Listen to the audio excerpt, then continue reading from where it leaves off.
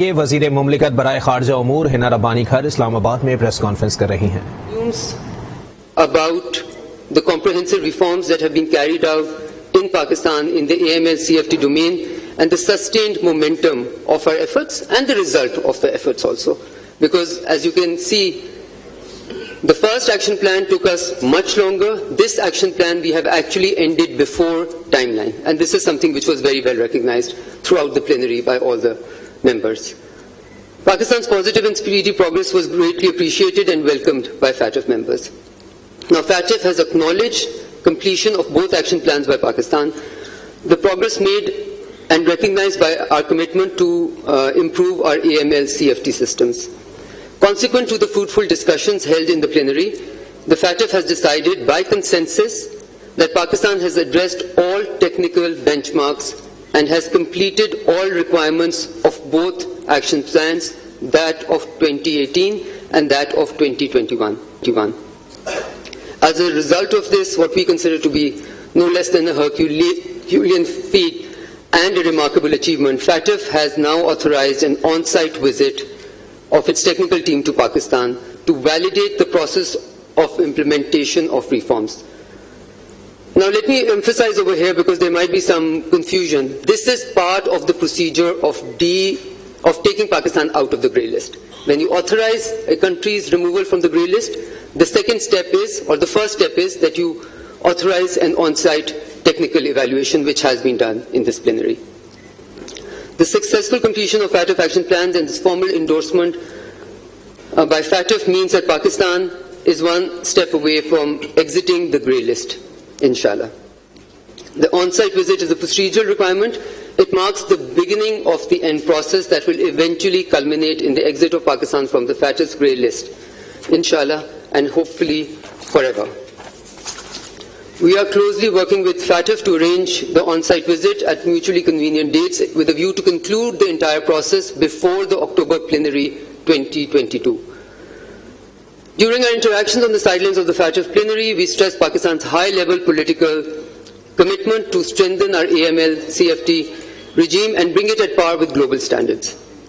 We have been highlighting complete national consensus, and I cannot emphasize on this enough. And I can assure you that it is this government's commitment that we will take this forward with national consensus, and we will celebrate the national consensus, inshallah.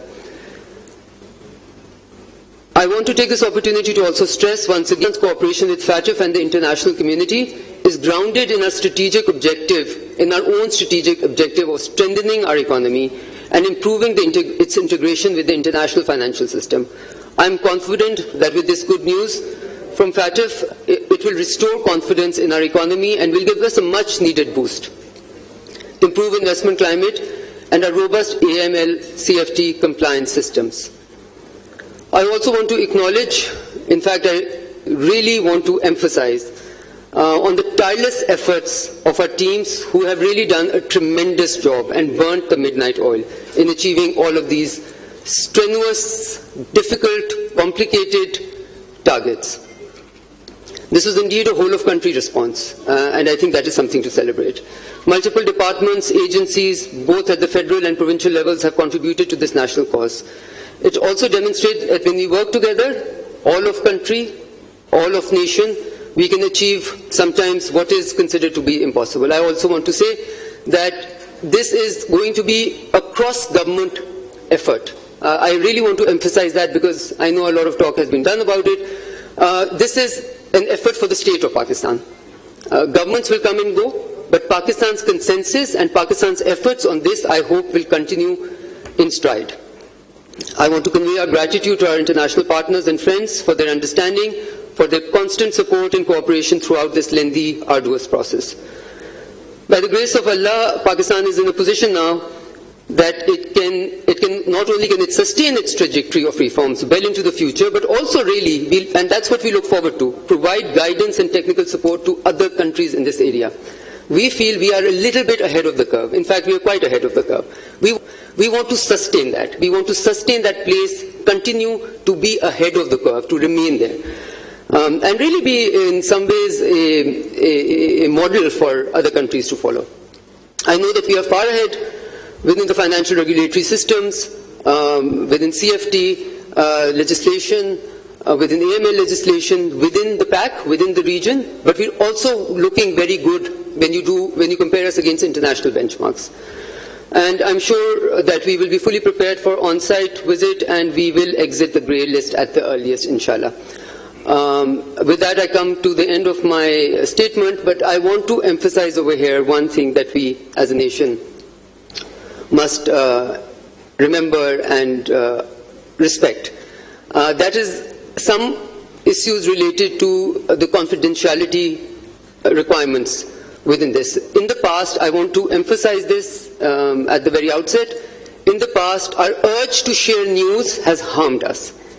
Okay, so I hope you noticed that we were very, very careful in allowing the plenary to take the decision, to announce the decision, because you can never prejudge.